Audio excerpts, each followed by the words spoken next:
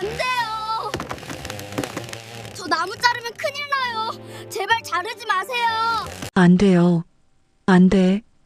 아이의 목소리가 하늘을 찢을 듯 울렸습니다. 숨이 턱까지 차올라 있었고 얼굴엔 땀방울이 흘러내리고 있었죠. 이 나무 자르면 할머니가 쉴 곳이 없어져요. 하지만 이 남자는 고개를 저었습니다. 아이의 말을 믿지 않았어요. 그저 미신이라고, 철없는 아이의 상상이라고 생각했죠. 아저씨, 안 돼요. 저 나무 자르면 큰일 나요. 제발 자르지 마세요. 전기톱날이 200년 묵은 고목을 파고들었습니다. 그 순간이었어요. 분명 바람이 불던 오후였는데 갑자기 모든 게 멈췄습니다. 새들도 바람도 숨소리마저도요. 그리고 나무가 쓰러지며 천둥치듯 땅이 흔들렸죠. 아이는 그 자리에 주저앉아 울었습니다. 할머니. 그러나 나중에 알게 됐어요. 그 나무 아래엔 평생을 살아온 어머니의 마음이 묻혀 있었다는 거요. 그리고 아들이 올 때까지 늘 그 자리를 떠나지 못한 어머니가 기다리고 계셨다는 거요. 이 이야기가 궁금하시다면 구독과 좋아요, 그리고 사랑의 댓글 정중히 부탁드립니다. 지금부터 그 시작을 들려드리겠습니다. 몇 년 전 어느 시골 마을 이야기입니다. 마을 끝자락 언덕 위에 오래된 집 한 채가 있었어요. 그 집 마당 한가운데엔 고목 한 그루가 서 있었죠. 얼마나 오래됐는지 아무도 정확히 알 수 없을 만큼 굵고 높은 나무였습니다. 가지는 사방으로 뻗어 마당 전체를 그늘로 덮었고 뿌리는 땅속 깊이 박혀 집보다 더 오래 그 자리를 지키고 있었어요. 그 나무 아래엔 언제나 한 할머니가 앉아 계셨습니다. 허리가 굽은 작은 체구의 할머니였는데 날씨가 좋은 날이면 어김없이 나무 밑 평상에 앉아 바느질을 하거나 그저 멍하니 하늘을 보곤 했어요. 마을 사람들은 그 할머니를 산할매라고 불렀습니다. 산 아래 사시는 게 아니라 늘 산을 바라보며 사신다고 해서 붙여진 이름이었죠. 그런데 이상한 건 그 할머니 곁엔 늘 한 아이가 있었다는 겁니다. 아랫마을에서 올라오는 10살쯤 되어 보이는 여자아이였어요. 학교가 끝나면 어김없이 그 집으로 올라왔고 할머니 옆에 쪼그리고 앉아 숙제를 하거나 할머니가 주는 간식을 먹거나 때로는 그냥 가만히 나무를 올려다보곤 했습니다. 마을 사람들이 물어봐도 아이는 그저 할머니가 좋아요라고만 했어요. 특별한 이유는 없었습니다. 그냥 그 자리가 좋았던 거예요. 어느 날 오후였습니다. 할머니가 나무 기둥을 쓰다듬으며 중얼거렸어요. 이 나무는 말이지 사람 혼이 쉬다 가는 자리란다. 아이는 고개를 갸웃했지만 대답하지 않았습니다. 할머니는 계속 말을 이었죠. 사람이 죽으면 다 떠나는 게 아니요. 어떤 이들은 가기 전에 한 번 더 쉬어야 하는 법이지. 그런 이들이 찾아오는 자리가 바로 이 나무 밑이란 말이요. 아이는 동그란 눈으로 바라보며 고개를 끄덕였어요. 그래서 이 나무는 함부로 손 떼면 안 되는 거요. 알겠지? 네, 할머니. 아이는 대답은 했지만 그 말을 정확히 이해하진 못했습니다. 다만 할머니가 진지하게 말씀하시니까 중요한 거라는 건 알 수 있었어요. 그래서 그날 이후로 아이는 나무를 만질 때면 꼭 두 손을 모아 공손하게 만졌습니다. 마치 어른께 인사하듯이요. 그렇게 시간이 한참 흘러갔습니다. 어느 날은 아랫마을 할머니 몇 분이 산할매를 찾아왔어요. 손에 보따리를 들고 올라온 그분들은 평상에 둘러앉아 도란도란 이야기를 나눴습니다. 아이는 부엌에서 보리차를 끓여 날랐고 할머니들은 고맙다며 아이 머리를 쓰다듬어 주셨죠. 이 아는 참 착하네. 그려. 우리 산 할매가 복이 많아서 이런 아를 곁에 두고 사시지. 할머니들의 칭찬에 아이는 얼굴이 빨개졌어요. 그러고는 다시 조용히 자기 자리로 돌아가 나무 밑에 앉았습니다. 바람이 불면 나뭇잎들이 바스락거리는 소리가 들렸고 아이는 그 소리를 들으며 가만히 눈을 감았어요. 어느 순간 아이는 알게 됐습니다. 이 나무가 그냥 나무가 아니라는 걸요. 할머니가 말씀하신 것처럼 이곳엔 뭔가 특별한 게 있었어요. 바람이 불 때마다 나무가 숨쉬는 것 같았고 가끔은 누군가 지켜보는 것 같은 느낌도 들었습니다. 무섭진 않았어요. 오히려 따뜻했죠. 마치 누군가 자신을 보호해주는 것 같은 느낌이었습니다. 아이는 그때부터 더 자주 이곳에 올라왔어요. 학교 숙제도 일기도 모두 이 나무 아래서 했습니다. 할머니는 그런 아이를 보며 흐뭇하게 웃곤 했죠.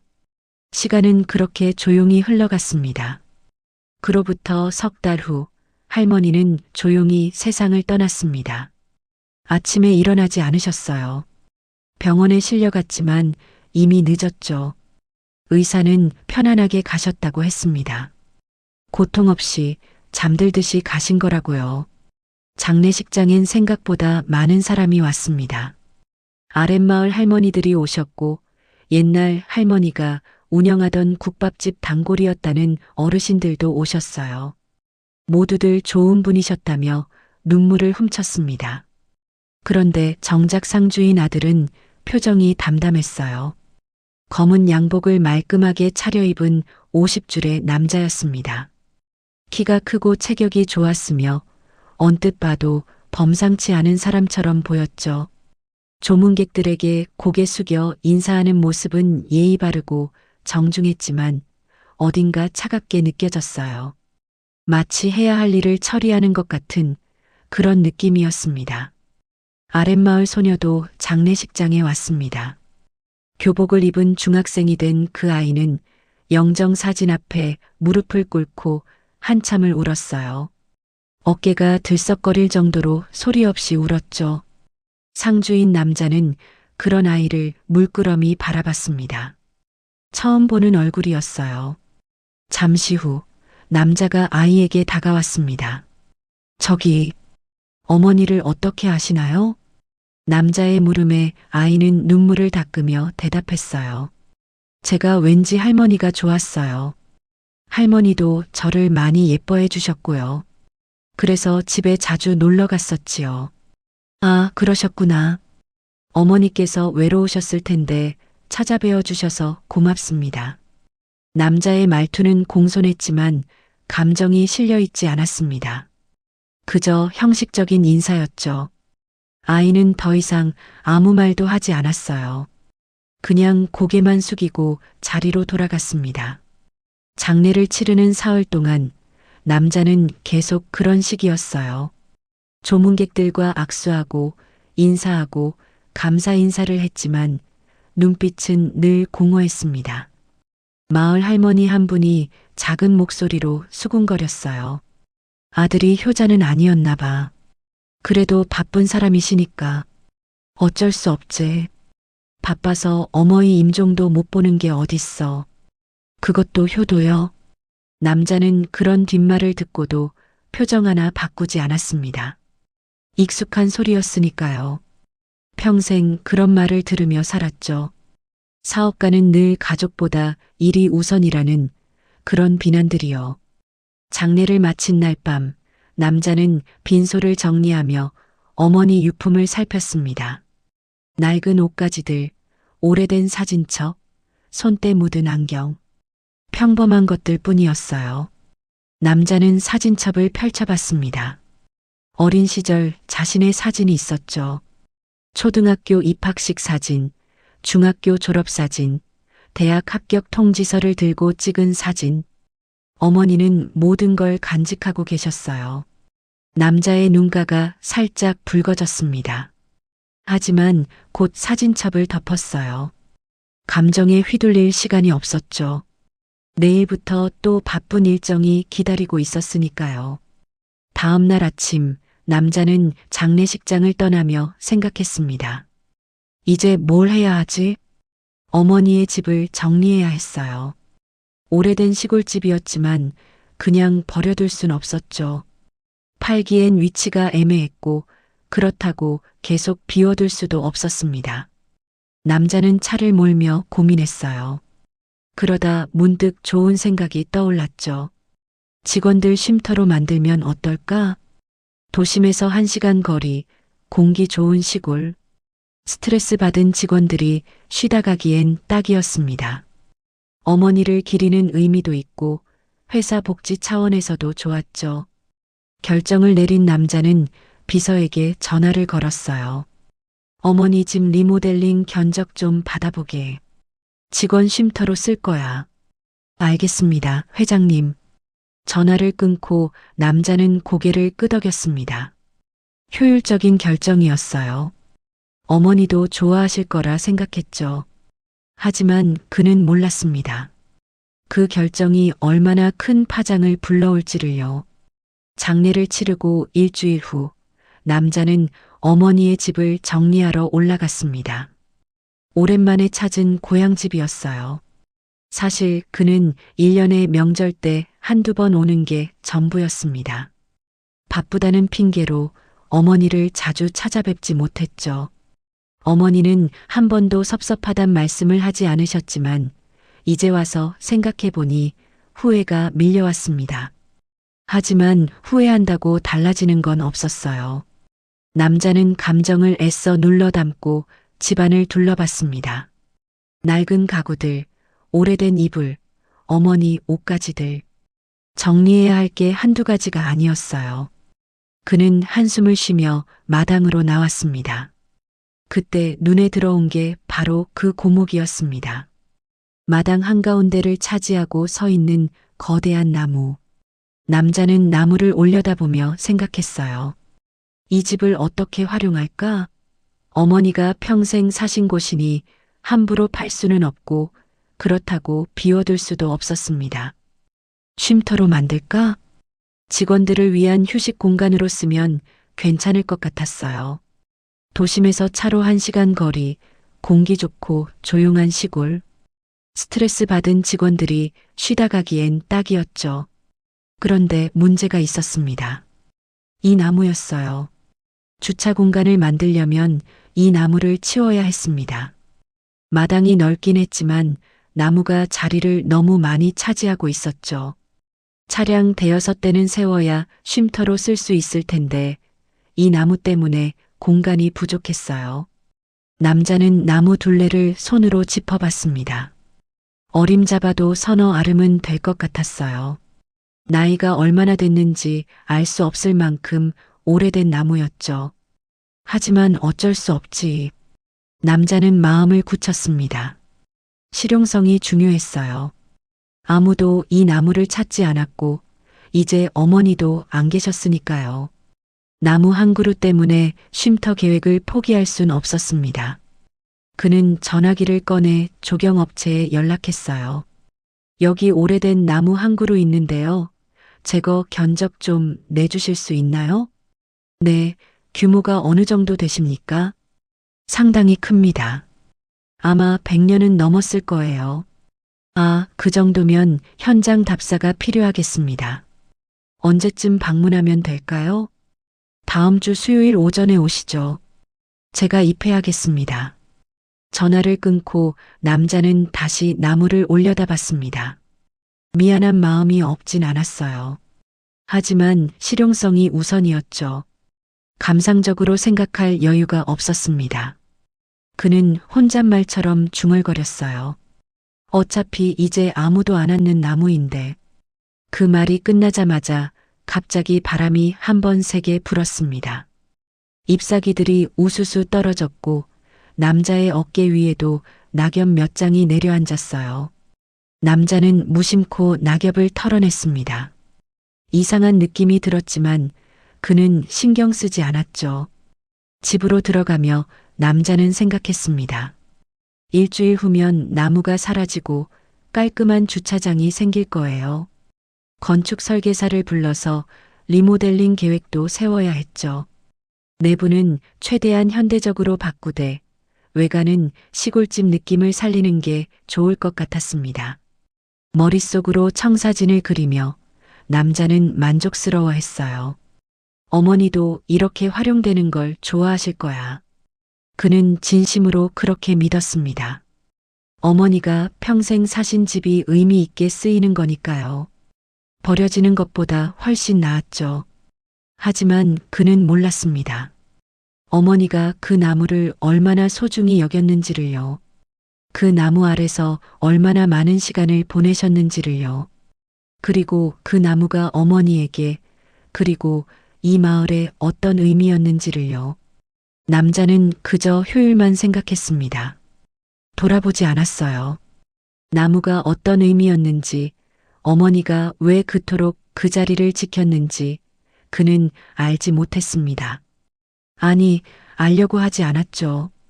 그저 효율적인 결정을 내렸을 뿐이었습니다.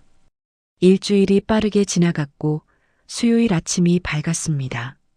남자는 일찍 고향집으로 향했어요. 오늘 조경업체가 오기로 한 날이었죠.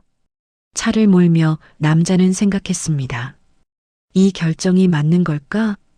순간적으로 의문이 들었지만 곧 고개를 저었어요. 너무 감상적으로 생각하는 거였죠. 나무는 나무일 뿐이었습니다. 하지만 그날 그는 알게 될 거예요. 어떤 것들은 단순히 나무가 아니라는 걸요. 수요일 오전 조경업체 직원들이 트럭을 몰고 올라왔습니다. 전기톱과 로프, 각종 장비들을 내리는 소리가 조용한 마을에 울려 퍼졌어요. 남자는 현장을 직접 지켜보기 위해 일찍부터 와 있었습니다. 깔끔한 캐주얼 차림이었지만 어딘가 여유롭고 당당한 분위기가 느껴졌죠. 저 나무 뿌리까지 완전히 제거해 주셔야 합니다. 주차장을 만들 거라서요. 조경업체 사장이 나무를 올려다보며 고개를 끄덕였어요. 네, 알겠습니다. 다만 나무가 워낙 오래돼서 시간이 좀 걸릴 겁니다. 경력이 20년은 됐다는 그 사람도 이렇게 큰 나무는 처음 본다는 표정이었죠. 작업 준비가 시작됐습니다. 인부 2명이 나무 주변에 안전 펜스를 쳤고 한 명은 전기톱 점검을 했어요.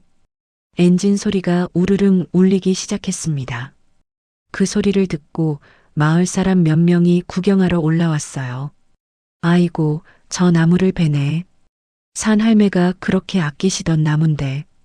참말로 아깝네. 100년도 넘은 나무일 텐데. 할머니들은 안타까운 표정으로 수군거렸지만 누구도 말리진 않았습니다. 남의 집 나무니까요. 아들이 결정한 일을 어떻게 하겠어요. 인부 한 명이 전기톱을 들고 나무에 다가갔습니다. 날이 나무 껍질에 닿으려는 바로 그 순간이었습니다. 안 돼요. 멀리서 누군가 소리쳤어요. 모두가 그쪽으로 고개를 돌렸죠. 숨을 헐떡이며 언덕을 달려 올라오는 아이가 보였습니다. 교복 차림의 그 소녀였어요. 학교도 빼먹고 온 모양이었죠. 안 돼요.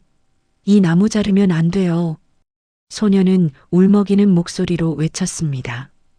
현장에 있던 사람들이 모두 멈칫했어요. 인부는 잠깐 전기톱을 멈췄고 남자는 눈살을 찌푸렸습니다. 넌 장례식 때 봤던 아이구나. 학교는 안 가고 왜 여기 온 거니? 소녀는 숨을 몰아쉬며 대답했어요. 이 나무 자르면 안 돼요. 할머니가 돌아갈 데가 없어져요. 소녀의 말에 주변이 술렁거렸습니다. 할머니들은 고개를 끄덕였지만 남자는 황당하다는 표정을 지었어요. 무슨 소리를 하는 거니? 돌아갈 데가 없다니? 할머니가 그러셨어요. 이 나무는 혼이 쉬다 가는 자리라고요. 여길 없애면 할머니가 어디로 가요? 소녀는 진심으로 걱정하고 있었습니다. 하지만 어른들 눈엔 그저 아이의 순진한 상상으로만 보였죠. 남자는 한숨을 쉬며 다가갔어요. 내 어머니 걱정은 내가 할게. 넌 학교로 돌아가라. 하지만 정말 안 돼요. 애가 뭘 안다고. 남자의 목소리는 단호했습니다. 차갑진 않았지만 들어줄 생각이 전혀 없다는 게 느껴졌어요. 그는 인부에게 손짓했습니다. 계속하세요. 인부가 다시 전기톱을 들었습니다. 엔진 소리가 커졌고 날이 천천히 나무 껍질에 파고들기 시작했어요. 소녀는 그 광경을 보며 눈물을 흘렸습니다. 하지만 어쩔 수 없었죠. 막을 방법이 없었어요. 그런데 바로 그때였습니다. 톱날이 나무 안쪽으로 들어간 순간 뭔가 이상한 일이 벌어졌어요. 분명 바람이 불고 있었는데 갑자기 공기가 멈췄습니다. 나뭇잎 하나 흔들리지 않았어요. 새들 지저귀던 소리도 뚝 끊겼죠. 마치 세상의 모든 소리가 한꺼번에 사라진 것 같았습니다. 인부가 멈칫했어요. 다른 사람들도 뭔가 이상하다는 걸 느꼈죠. 공기가 무거웠습니다. 숨쉬기가 답답할 정도로요. 남자는 주변을 둘러봤습니다. 새 한 마리 울지 않았어요. 바람 소리도 들리지 않았죠. 정적이었습니다. 불길한 정적이었어요. 계속하세요. 남자가 다시 명령했습니다. 무언가 잘못됐다는 느낌이 들었지만 이미 시작한 일이었어요. 되돌릴 수 없었죠. 인부는 다시 톱을 밀어 넣었습니다. 나무가 천천히 기울기 시작했어요. 100년을 넘게 서 있던 거목이 마침내 쓰러지는 순간이었습니다. 굉음과 함께 나무가 땅에 부딪혔고요. 그 순간 땅이 흔들렸습니다. 진짜로 땅이 흔들렸어요. 지진처럼 말이죠. 서 있던 사람들이 비틀거렸고 트럭이 살짝 덜컹거렸습니다. 몇 초였을까요? 아니면 1초도 안 됐을까요? 정확히 알 수 없었습니다. 하지만 분명 땅이 움직였어요. 뭐야? 인부들이 당황해서 주변을 둘러봤습니다. 남자도 안색이 굳었어요. 마을 할머니들은 입을 막고 뒤로 물러섰죠. 소녀는 그 자리에 주저앉아 울었습니다. 할머니, 아무도 말을 하지 못했습니다. 쓰러진 나무를 보며 모두가 침묵했어요. 설명할 수 없는 일이었습니다. 우연일 수도 있었죠. 하지만 그렇게 믿기엔 모든 게 너무 묘했어요. 남자는 입술을 깨물었습니다. 뭔가 잘못됐다는 느낌이 들었지만 인정하고 싶지 않았어요. 그는 인부들에게 말했습니다. 뿌리까지 다 제거하세요. 그리고 돌아서서 차로 향했습니다. 뒤돌아보지 않았어요. 보고 싶지 않았죠. 하지만 등 뒤에서 느껴지는 시선을, 무언가 지켜보는 듯한 그 느낌을 그는 떨쳐낼 수가 없었습니다. 나무를 벤 지 사흘 후 이상한 일들이 시작됐습니다. 처음엔 별것 아니었어요. 남자는 아침에 일어나자마자 회사로 출근했는데 차 안에서 갑자기 어지러움을 느꼈습니다. 순간적으로 눈앞이 흐려지더니 핸들을 잡은 손에 힘이 풀렸어요. 다행히 신호대기 중이었죠. 그는 차를 길가에 세우고 잠시 눈을 감았습니다. 과로인가? 최근 일이 많긴 했어요. 어머니 장례식도 치렀고 집 정리하느라 밤늦게까지 일했으니까요. 충분히 그럴 만했죠. 남자는 대수롭지 않게 넘겼습니다. 하지만 그날 오후 회사에서 전화가 왔어요. 회장님, 큰일 났습니다. 비서의 다급한 목소리였습니다. 무슨 일인가? 계약건이 전부 취소됐습니다. 거래처 세 곳이 동시에요. 남자는 순간 귀를 의심했습니다. 거의 확정 단계였던 계약들이었어요. 몇 달 동안 준비한 프로젝트들이었죠. 어떻게 세 곳이 동시에 취소할 수 있단 말인가요? 이유가 뭔가? 각자 다른 이유를 대긴 했는데 이상하게도 전부 오늘 연락이 왔습니다. 우연치곤 너무 묘했습니다. 하지만 남자는 이성적으로 생각하려 했어요. 비즈니스 세계에선 이런 일도 있는 법이니까요. 알았네. 내가 직접 처리하겠네. 전화를 끊고 남자는 의자에 기댔습니다. 머리가 지끈거렸어요. 어지러움이 다시 밀려왔죠. 그는 책상 서랍에서 두통약을 꺼내 먹었습니다. 그런데 그게 끝이 아니었어요. 저녁 무렵 또 전화가 왔습니다. 이번엔 주식시장 담당 이사였죠. 회장님, 주가가 급락하고 있습니다. 이유를 알 수 없는데 얼마나? 5% 가까이 떨어졌습니다. 1시간 만에요. 남자는 눈을 감았습니다. 이건 우연이 아니었어요. 뭔가 연쇄적으로 무너지고 있었죠. 그날 밤 집에 돌아왔을 때 아내가 쓰러져 있었습니다. 거실 바닥에 의식을 잃고 누워 있었어요. 남자는 급히 구급차를 불렀죠. 병원으로 실려간 아내는 응급실에서 여러 검사를 받았습니다. 하지만 원인을 찾을 수 없었어요. 의사가 고개를 갸웃거리며 말했습니다. 특별한 이상은 없습니다만. 그럼 왜 쓰러진 겁니까? 혈압도 정상이고 뇌 CT도 깨끗합니다. 다만 극심한 스트레스로 인한 실신으로 보입니다. 스트레스요? 아내는 요즘 특별히 스트레스 받을 일이 없었는데요. 그래도 검사상으론 그렇습니다. 하루 이틀 입원해서 지켜보시죠.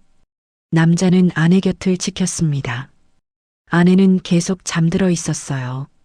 가끔 뒤척이며 신음소리를 냈지만 깨어나지 않았죠. 밤이 깊어갔습니다. 남자는 병실 의자에 앉아 창밖을 바라봤어요. 달빛이 희미하게 들어왔습니다. 그때였습니다. 창문에 그림자 하나가 보였어요. 나무 그림자였습니다. 가지가 사방으로 뻗은 거대한 나무의 그림자요. 남자는 깜짝 놀라 창밖을 내다봤습니다. 하지만 병원 주차장엔 나무가 없었어요. 가로등만 쓸쓸히 서 있을 뿐이었죠. 다시 창문을 봤습니다. 그림자는 여전히 거기 있었어요. 정확히 말하면 벽에 드리워져 있었습니다. 마치 창밖에 큰 나무가 서 있는 것처럼요. 하지만 실제론 아무것도 없었어요. 남자는 눈을 비볐습니다. 피곤해서 헛것을 보는 걸까? 그는 고개를 저으며 자세를 바꿔 앉았습니다. 하지만 그림자는 사라지지 않았어요. 오히려 더 선명해지는 것 같았죠. 그 순간 그림자의 형태가 눈에 익었습니다. 이건 설마 어머니 집 마당에 있던 고목과 똑같은 모양이었어요. 굵은 기둥, 사방으로 뻗은 가지들, 심지어 한쪽으로 약간 기울어진 각도까지 똑같았습니다. 남자는 등에서 식은땀이 흘렀어요. 말도 안 돼. 혼잣말이 새어나왔습니다. 그는 벌떡 일어나 창가로 다가갔어요. 가까이서 보면 뭔가 다를 거라고 생각했죠. 하지만 가까이 갈수록 그림자는 더 뚜렷해졌습니다. 바람에 흔들리는 것처럼 가지들이 살랑거렸어요. 하지만 창밖엔 바람도 없었고 나무도 없었습니다.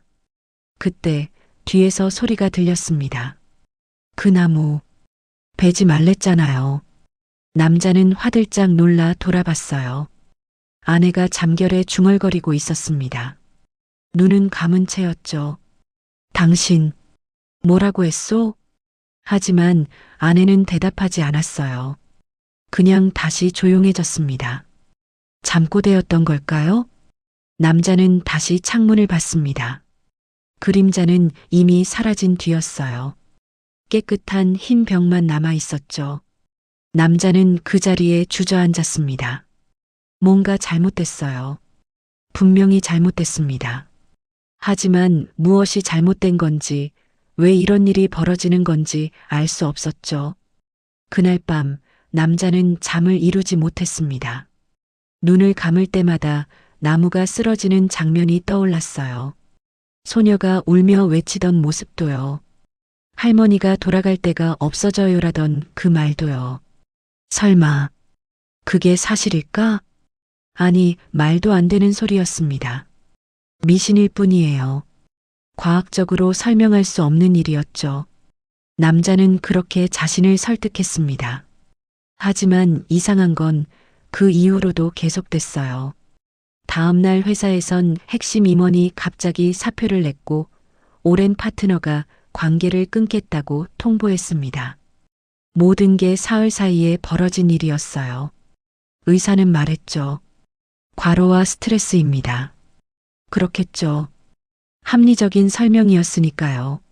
하지만 남자는 알고 있었습니다. 이 모든 게 나무를 벤 그날부터 시작됐다는 걸요. 일주일 후 남자는 다른 프로젝트로 눈을 돌렸습니다. 어머니가 평생 운영하시던 국밥집 자리였어요. 아랫마을 중심가에 위치한 오래된 건물이었죠.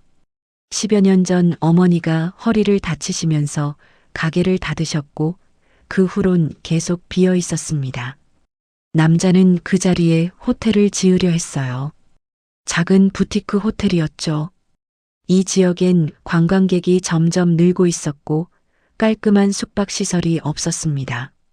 좋은 기회라고 판단했어요. 게다가 어머니의 흔적을 남기는 의미도 있었죠. 로비 한쪽에 어머니 사진과 국밥집 이야기를 담은 작은 전시 공간을 만들 계획이었습니다. 착공식 날이 밝았습니다. 마을 이장과 주요 인사들이 모였어요. 축하 화환이 줄지어 섰고 케이터링 업체가 준비한 음식들이 간이 테이블 위에 놓였죠. 남자는 단정한 양복 차림으로 사람들과 악수를 나눴습니다. 이장이 반갑게 다가와 인사했어요. 큰 사업하시는 분이 고향을 잊지 않고 투자해 주시니 감사합니다. 그제야 마을 사람들은 알았습니다. 산 할매의 아들이 재벌 그룹 회장이라는 걸요. 사람들은 수군거리기 시작했죠. 아이고, 그런 대단한 분이셨어?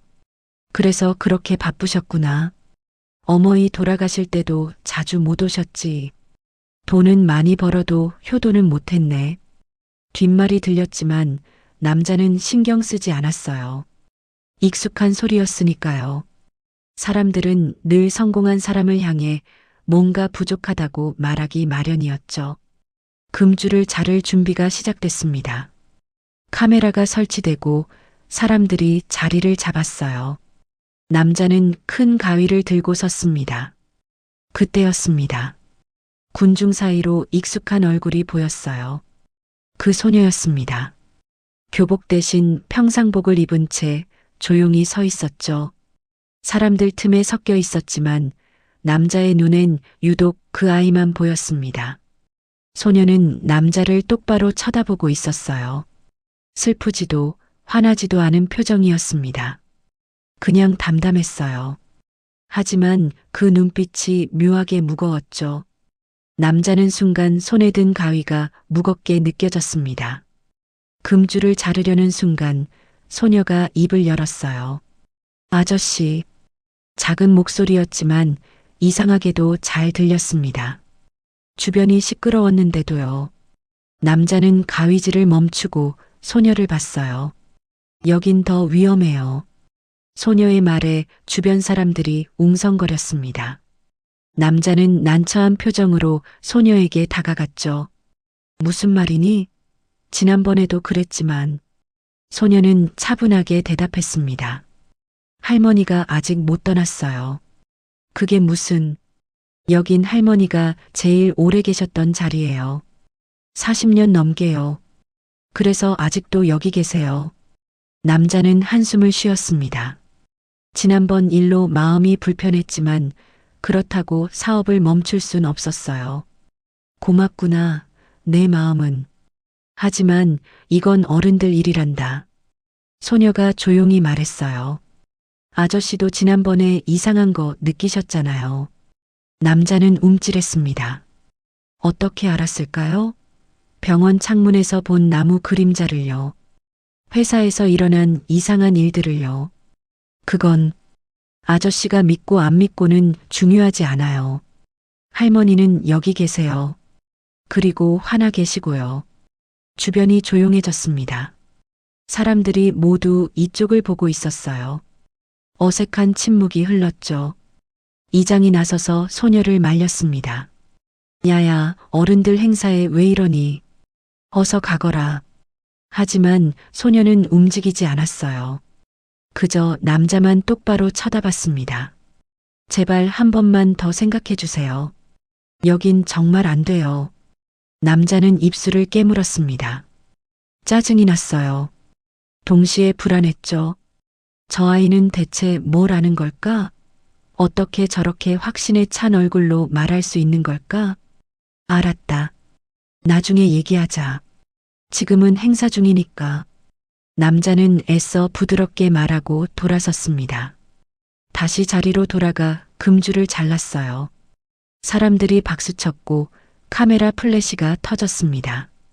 하지만 남자의 마음은 편치 않았습니다. 행사가 끝나고 사람들이 하나둘 떠났어요. 남자는 건물터를 혼자 걸었습니다. 포클레인이 이미 도착해 있었고 내일부터 본격적인 공사가 시작될 예정이었죠. 남자는 건물이 있던 자리를 바라봤어요. 어머니가 40년을 넘게 국밥을 끓이시던 곳이었습니다. 새벽같이 일어나 육수를 우리시고 손님 하나하나에게 정성껏 밥을 내오시던 곳이었죠. 그 시절 어린 자신도 가끔 이곳에 와서 어머니가 주시는 밥을 먹곤 했어요. 어머니, 정말 여기 계신 걸까? 남자는 고개를 저었습니다. 말도 안 되는 소리였어요. 하지만 가슴 한구석이 무거웠습니다. 바람이 불었습니다. 파스 냄새가 희미하게 풍겼어요. 어머니가 늘 바르시던 그 냄새였죠. 남자는 주변을 둘러봤습니다. 하지만 아무도 없었어요. 그는 빠른 걸음으로 그 자리를 떠났습니다. 뒤돌아보고 싶지 않았어요. 하지만 등 뒤에서 무언가가 자신을 지켜보고 있다는 느낌을 그는 떨칠 수가 없었습니다. 다음 날 아침 공사가 시작됐습니다. 포클레인이 땅을 파기 시작했어요. 오래된 건물의 기초를 뜯어내고 새로운 호텔의 기반을 다지는 작업이었죠. 남자는 현장을 지켜보려 왔습니다. 어젯밤 제대로 잠을 못 잤어요. 소녀의 말이 자꾸 머릿속을 맴돌았거든요. 개발 담당 임원도 함께 왔습니다. 50대 초반의 날카로운 인상을 가진 남자였어요. 회사에서 15년을 일한 베테랑이었죠. 그는 현장을 둘러보며 만족스러워했습니다. 회장님, 이번 프로젝트는 대박입니다. 위치도 좋고 관광 수요도 늘고 있으니까요. 회장은 대답 없이 고개만 끄덕였어요. 굉음이 울렸습니다. 포클레인 삽이 땅속 깊이 파고들었어요. 흙더미가 쌓이고 오래된 콘크리트 조각들이 나왔습니다. 그때였습니다. 이게 뭐지? 인부 한 명이 소리쳤어요. 포클레인이 뭔가를 건드린 모양이었죠. 작업이 잠시 멈췄고 사람들이 그쪽으로 몰렸습니다. 땅속에서 커다란 항아리가 나왔어요. 플라스틱 김치통이 아니었습니다. 오래된 도자기 항아리였어요. 뚜껑이 꽁꽁 봉해져 있었고 흙이 잔뜩 묻어 있었죠. 인부들이 조심스럽게 들어 올렸습니다. 회장이 다가갔어요. 열어보시겠습니까? 현장 소장이 물었습니다. 회장은 고개를 끄덕였죠. 뭔지 모르지만 어머니 가게 땅에서 나온 거라면 확인해야 했으니까요. 뚜껑을 여는 순간 냄새가 났습니다. 파스 냄새였어요. 어제 바람에 실려온 그 냄새와 똑같았습니다. 회장은 가슴이 철렁했어요. 항아리 안에는 비닐봉지들이 가득했습니다. 돈이었어요. 10,000원권, 5,000원권, 1,000원권이 고무줄로 묶여 있었죠. 얼마나 오래됐는지 지폐들이 약간 변색돼 있었습니다. 그리고 봉투들도 있었어요. 낡은 편지 봉투들이었죠. 회장은 떨리는 손으로 봉투 하나를 집어들었습니다. 봉투 겉면에 어머니 글씨로 이렇게 적혀 있었어요. 첫 월급. 회장은 봉투를 열었습니다. 안에 몇 장의 10,000원권이 들어 있었고 쪽지 하나가 함께 있었죠. 우리 아들 첫 월급. 40만 원. 절반은 쓰고 절반은 모으라고 했는데 엄마가 몰래 더 챙겨뒀다. 언젠간 아들한테 줘야지. 회장의 눈시울이 붉어졌습니다. 다른 봉투를 열었어요. 약값이라고 적혀 있었습니다. 아들이 병원비 보내준 거 아끼고 아껴서 30만 원 남았다. 나중에 손주들 용돈 줘야지. 또 다른 봉투엔 장가 미천이라고 적혀 있었어요. 아들 결혼할 때 조금이라도 보태주려고 모았는데 워낙 잘 사는 집안이라 필요 없다고 하더라. 그래도 엄마 마음이니까 모아둔다. 회장은 주저앉았습니다. 무릎이 꺾였어요. 손에 든 봉투들이 떨렸습니다. 어머니가 평생 모으신 돈이었어요. 아들 걱정에, 손주 걱정에 조금씩 모아두신 거였죠. 임원이 옆에서 비웃듯 말했습니다. 에이, 이런 걸 왜 땅에 묻어요? 은행에 넣어두면 될걸. 회장은 항아리 밑바닥에서 마지막 쪽지 하나를 발견했습니다. 아들아, 엄마가 은행은 잘 모르겠더라. 그래서 여기 묻어둔다. 이 자리는 엄마가 40년 넘게 지킨 곳이다. 내가 올 때까지 여기서 기다릴게. 엄마도 여기 있을 테니까. 회장은 울음을 터뜨렸습니다. 50이 넘은 나이에 사람들 앞에서 처음으로 소리내어 울었어요. 어깨가 들썩거렸고 눈물이 멈추지 않았습니다. 어머니, 죄송합니다.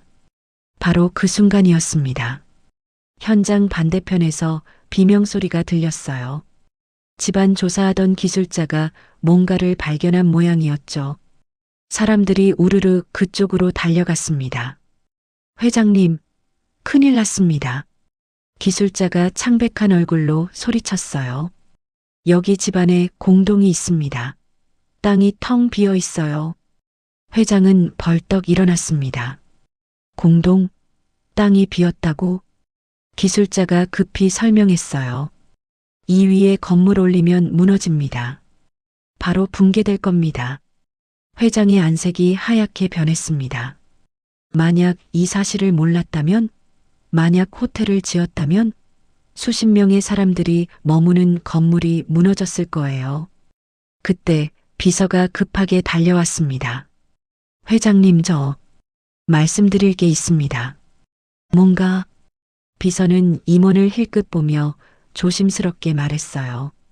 사실 집안 조사 보고서가 있었습니다. 석 달 전에요. 뭐? 보고서엔 이미 공동 가능성이 언급돼 있었습니다. 하지만 최종 보고서엔 그 내용이 빠져 있었어요. 회장은 천천히 임원을 돌아봤습니다. 임원의 얼굴이 굳어 있었어요. 비서가 계속 말했습니다. 조사를 다시 해봤습니다. 보고서 조작 흔적이 확인됐습니다. 그리고 건설사로부터 금품을 받은 정황도 나왔습니다. 회장은 임원 앞으로 걸어갔습니다. 사람 죽일 뻔한 값이 얼마인지 아나? 임원은 말을 더듬었어요. 회장님, 그게 당장 경찰에 연락하게. 회장의 목소리는 차갑고 단호했습니다. 1시간 후 경찰이 도착했어요. 임원은 수갑이 채워져 끌려갔습니다. 구경하던 사람들이 수군거렸죠. 그때 저 멀리서 소녀가 걸어왔습니다. 소녀는 회장 앞에 조용히 섰어요. 그리고 말했습니다. 할머니가 그랬어요. 죄는 늦어도 값은 꼭 온다고요. 회장은 소녀를 보며 고개를 끄덕였습니다. 어머니가 지키고 계셨던 거예요. 이 자리를요. 사람들을요. 호텔 계획은 그날로 취소됐습니다. 회장은 긴급 이사회를 소집했어요. 임원들은 반대했죠. 이미 투자한 금액이 적지 않았고 계약도 여러 건 맺어진 상태였으니까요. 한 임원이 조심스럽게 물었습니다. 회장님, 다른 자리를 찾으시죠. 어머니를 기리는 건 다른 방식으로도 가능합니다.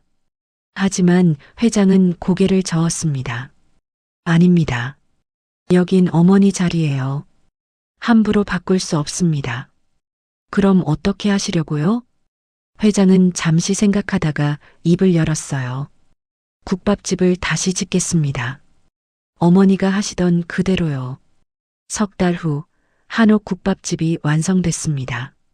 정갈한 기와 지붕, 마당에 심은 작은 나무, 그리고 어머니가 쓰시던 것과 똑같은 가마솥이 부엌에 놓였어요. 회장은 어머니의 옛 제자였던 분을 찾아내 주방을 맡겼습니다. 개업 전날 밤이었습니다. 회장은 혼자 국밥집 마당에 앉아 있었어요. 달빛이 고요하게 내려앉은 밤이었죠. 그는 어머니가 묻어두셨던 돈으로 장학재단을 만들었습니다. 아랫마을 아이들을 위한 장학금이었어요. 발소리가 들렸습니다. 소녀였어요. 평상복을 입은 소녀가 마당으로 들어왔습니다. 어떻게 온 거니? 밤인데. 할머니가 부르셨어요. 소녀는 담담하게 대답했습니다. 오늘은 할머니가 인사하신대요. 떠나시기 전에요. 회장은 가슴이 뭉클했습니다. 드디어 어머니가 떠나시는구나. 미안하다고 전해주겠니? 내가 어머니를 몰라봤다고요. 소녀는 고개를 저었어요. 할머니는 화 안 나셨어요. 그냥 아드님이 돌아와 주셔서 고맙다고 하세요. 밤이 깊어갔어요.